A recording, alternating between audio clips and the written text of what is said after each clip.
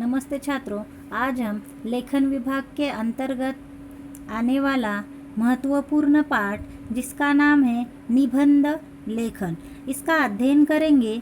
निबंध यानी क्या, निबंध किस तरह से लिखा जाता है, निबंध के मुख्य भाग कौन कौन से होते हैं, निबंध के कितने प्रकार हैं और उन प्रकारों में कौन कौन से निबंधों का समावेश होता है, इसकी विस्तृत जानकारी हमें निबंध लेखन इस पाठ के माध्यम से लेनी है। तो इसके पहले हम देखते हैं कि निबंध किसे कहा जाता है। निबंध नि उपसर्ग और बंध शब्द के योग से बना है और तैयार होता है शब्द निबंध, जिसके दो अर्थ है। नंबर 1 है बंधन रहित और दूसरा है अच्छी तरह से बंधा हुआ या सुसंगठित। यहाँ पे देखो दो अर्थ हमें दिए हैं। बंधन रहित मतलब निबंध लिखते समय कोई बंधन नहीं रहता है, इसे लेख या प्रबंध भी कहा जाता है। दूसरा वाक्य है यहाँ पे अच्छी तरह से बंधा हुआ। ऐसी बातें हमें निबंध में लिखनी है जिसे हम प्रबंध या लेख भी कहते हैं, लेकिन ये बातें एक के ऊपर एक डिपेंड होनी चाहिए या एक के ऊपर एक आधारित होनी चाहिए। ऐसे सुसंगठित वाक्यों का वहाँ पे संकलन होना चाहिए, इसे निबंध कहा गया है। किसी विषय पर आपने भावों को पूर्ण रूप से क्रमानुसार लिपिबद्ध करना ही निबंध कहलाता है। देखो, विषय अगर हमें जो भी दिया हो, उस विषय के ऊपर हमें क्रम अनुसार वाक्यों का सुव्यवस्थापन या सुसंगठन करना पड़ता है, उसे निबंध कहा जाता है। निबंध की परिभाषा है, वास्तव में निबंध गद्य साहित्य की वह विधा है जिसमें निबंध लेखक किसी विषय पर अपने विचारों को सुसंगठित रूप में व्यक्त करता है तथा क्रमबद्धता के साथ बड़े ही प्रभावपूर्ण ढंग से एक बंध के रूप में प्रस्तुत करता है। जैसे कि मैंने अभी आपको बताया कि किसी विषय पर अपने भावों को या अपने विचारों को क्रमानुसार लिपिबद्ध करना निबंध कहलाता है।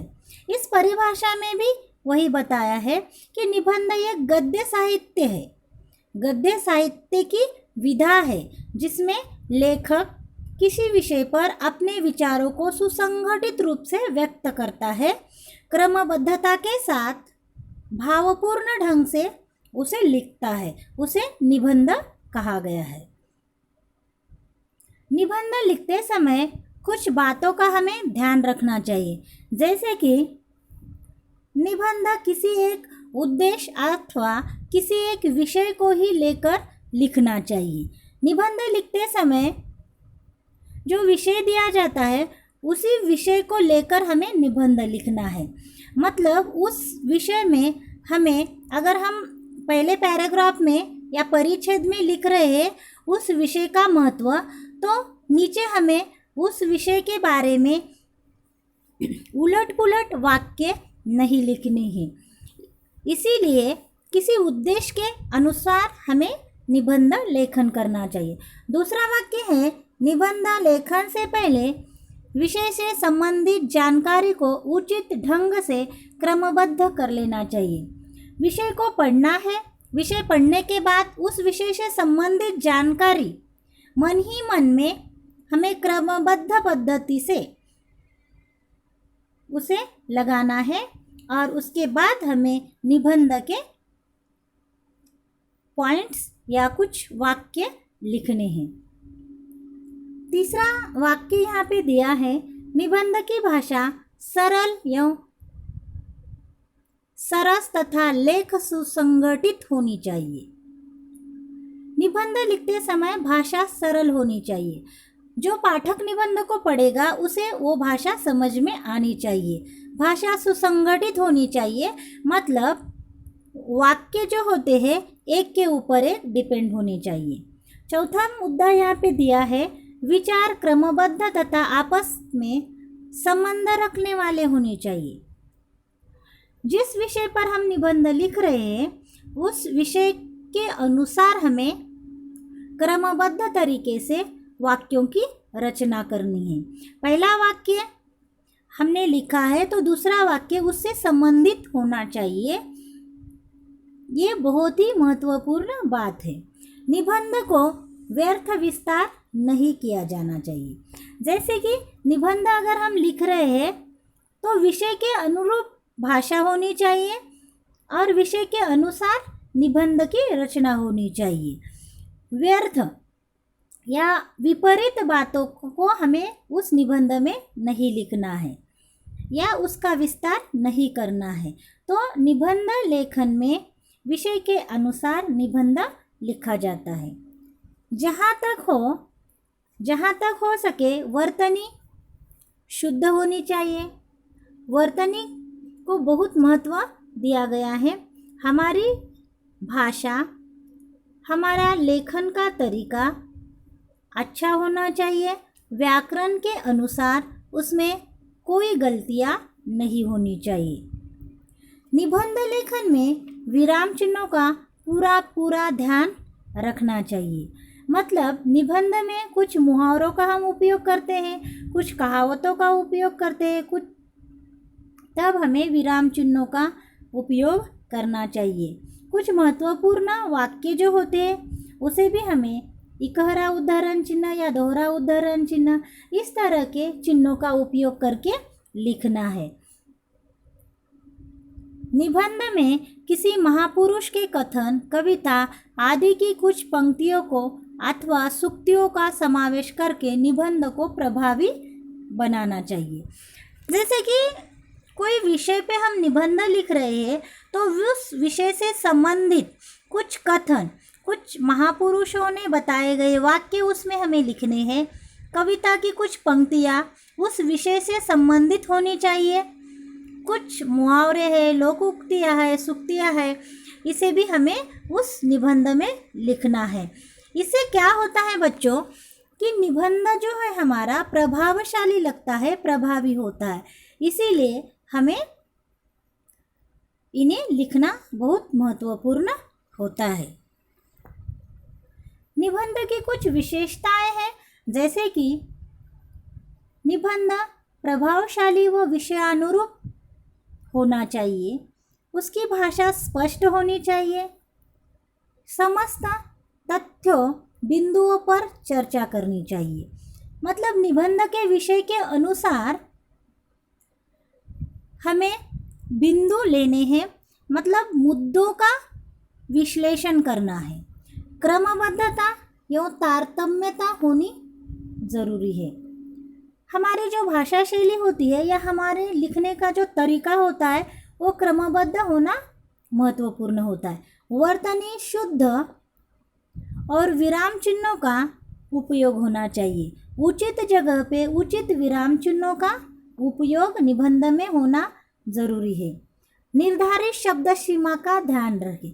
तो देखिए बच्चों, आपको आपके प्रश्न पत्र में निबंध लेखन का जो विषय आता है वहाँ पे बताया जाता है कि निबंध आपको कितने शब्दों में लिखना है या कितने वाक्यों में लिखना है। तो ये शब्द सीमा या वाक्यों को ध्यान में रखते हुए आपको निबंध लिखना है, ना कि बहुत देर तक या जो शब्द सीमा बताई गई है उससे ज़्यादा लिखना है। तो उसी शब्द सीमा में निबंध लिखते समय आपको उस विषय पर क्रमबद्धता से वाक्यों की रचना करनी होगी। हमारे विचार जो है उसे सीमित, जितने शब्द बताए गए उसी शब्दों में हमें उसका लेखन करना है। इसीलिए यह बहुत महत्वपूर्ण है। मुहावरों, लोकोक्तियाँ, काव्य पंक्तियों तथा उदाहरणों का यथासंभव प्रयोग करना चाहिए। निबंध लिखते समय मुहावरे, लोकोक्तियाँ, काव्य पंक्तियाँ या यथासंभव उदाहरण भी हमें निबंध के विषय के अनुसार निबंध में लिखने हैं। निबंध के 5 प्रकार हैं। उसमें पहला है विवरणात्मक निबंध, जिसे हम कथनात्मक निबंध भी कहते हैं। दूसरा है वर्णनात्मक निबंध। तीसरा है आत्मकथनात्मक निबंध। चौथा है कल्पनात्मक या भावात्मक निबंध। और पांचवा है वैचारिक या विचारात्मक निबंध। और ये निबंध का प्रकार बहुत महत्वपूर्ण प्रकार कहा जाता है। तो एक एक के बारे में हम विस्तार से जानकारी लेंगे। तो विवरणात्मक निबंध किसे कहा जाता है? इस निबंध को इतिवृत्तात्मक निबंध भी कहते हैं। इसमें किसी घटना, कहानी, जीवन चरित्र आदि का विवरण रहता है। इसमें कथा का अंश किसी न किसी रूप में विद्यमान रहता है। तो इस निबंध में, विवरणात्मक निबंध में, मेरा गांव, मेला या मेरा प्रिय अध्यापक, मेरा प्रिय नेता, इस तरह के निबंधों का समावेश होता है। दूसरा है वर्णनात्मक निबंध। तो वर्णनात्मक निबंध में सजीव या निर्जीव वस्तु का वर्णन किया जाता है, जैसे कि प्राणी, वस्तु, मनुष्य, स्थान, प्रकृति आदि का वर्णन हम इस निबंध में करते हैं। जैसे कि हमारे स्कूल का चपरासी, कुत्ता वफादार जानवर, इस तरह के जो निबंध होते हैं वर्णनात्मक निबंध में आते हैं। तीसरा है आत्मकथनात्मक निबंध। तो आत्मकथनात्मक निबंध में किसी वस्तु, प्राणी या व्यक्ति की आत्मकथा हमें लिखनी है। छात्र अपने आप को यह वस्तु, प्राणी या व्यक्ति मानकर पूरा निबंध लिखे। जैसे कि आत्मकथनात्मक निबंध हम लिख रहे हैं, तो कोई वस्तु है तो खुद हमें वो वस्तु है ऐसा प्रतीत करना है और निबंध लेखन करना है। इस निबंध में आने वाले जो उदाहरण है, जैसे कि फटी किताब की आत्मकथा, भिखारी की आत्मकथा, इस तरह के जो निबंध होते हैं यह निबंध आत्मकथनात्मक निबंध में आते हैं। नंबर 4 है कल्पनात्मक या भावात्मक निबंध। इस निबंध में कल्पना को अधिक स्थान देकर निबंध लिखा जाता है या भविष्य के बारे में कुछ सोचकर निबंध लिखते हैं या कल्पना करते हैं। यदि अथवा अगर से शुरू होने वाले निबंध इस निबंध में आते हैं।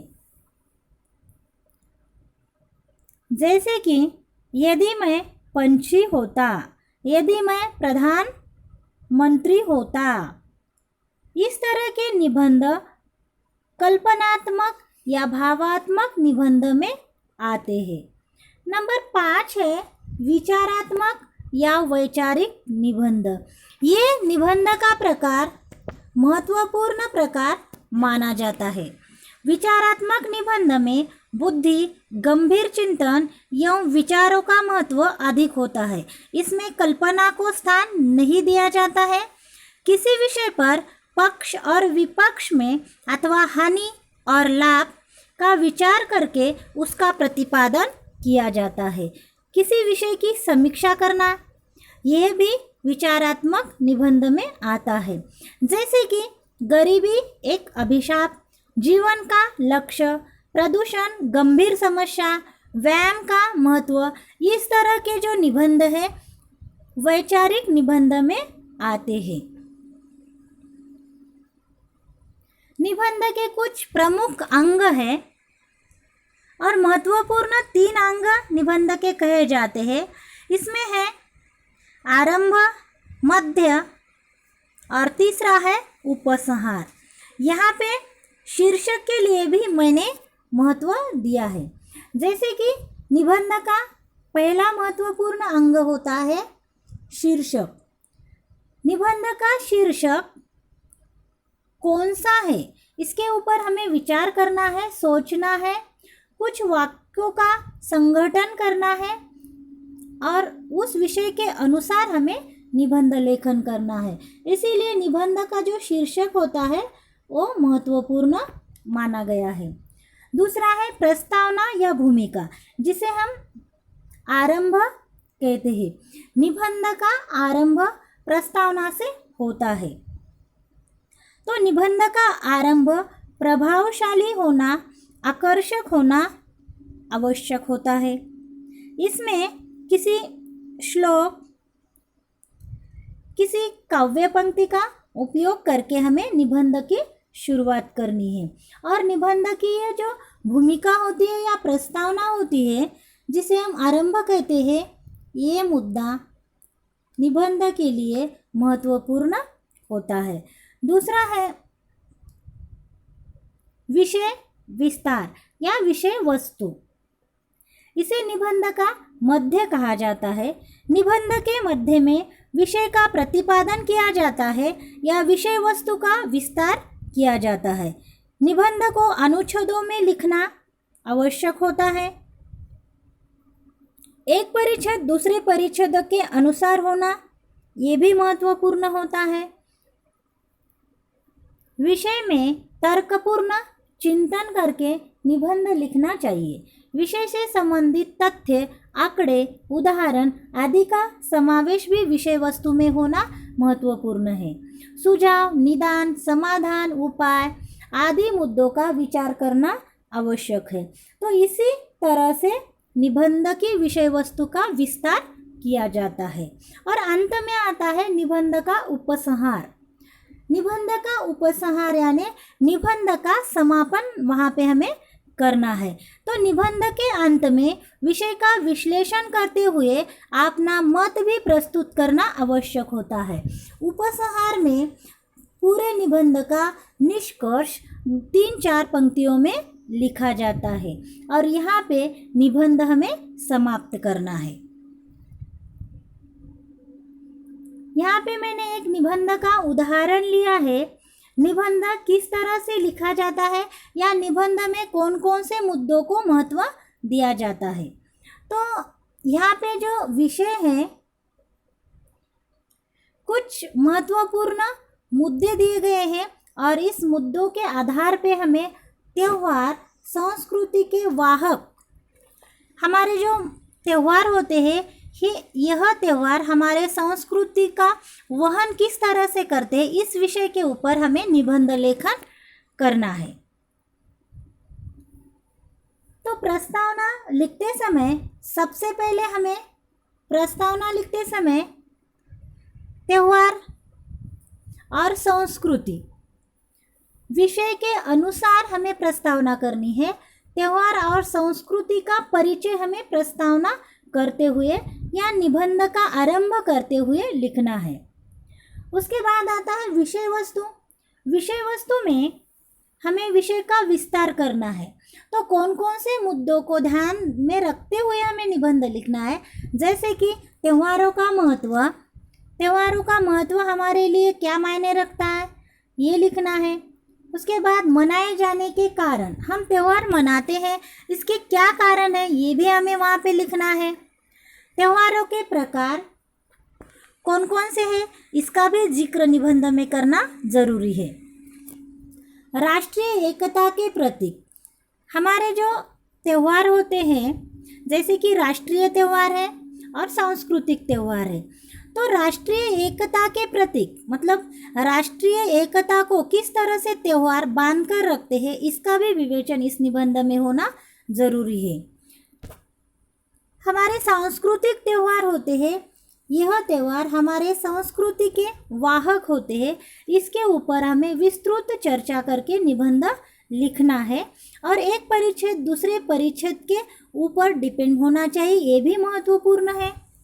वर्तमान में बदलता स्वरूप, हमारे जो सांस्कृतिक त्यौहार है, इस त्योहारों का स्वरूप आज किस तरह से बदल गया है और पहले हम इन त्योहारों को कितना महत्व देते थे और किस तरह से मनाते थे, इसके बारे में हमें चर्चा करनी है। अंत में हमें उपसंहार में इस निबंध का सारांश अथवा निष्कर्ष एक पैराग्राफ में लिखना है। तो इस तरह से निबंध का लेखन किया जाता है और विषय के अनुसार जितने भी मुद्दे अपने मन में आपको इसके ऊपर चिंतन मनन करना है और उसके बाद ही निबंध के मुद्दों के अनुसार आपको निबंध लिखना है। आपके प्रश्न पत्र में सिर्फ निबंध का विषय दिया जाता है, ना कि मुद्दे, लेकिन आपको विषय को विस्तृत रूप से लिखना है। तो इस तरह से निबंध का लेखन किया जाता है। आज हमने निबंध लेखन के प्रकार 5 प्रकार मुख्य है और उसमें कौन कौन से निबंधों का समावेश होता है इसके बारे में भी जानकारी ली है। तो इस तरह से आपको निबंध लेखन करना है, अच्छे से समझ लो और किस तरह से निबंध का लेखन करना है ये ध्यान में ले लो। इसी तरह से आज यहाँ पे निबंध लेखन यह पाठ समाप्त होता है। धन्यवाद।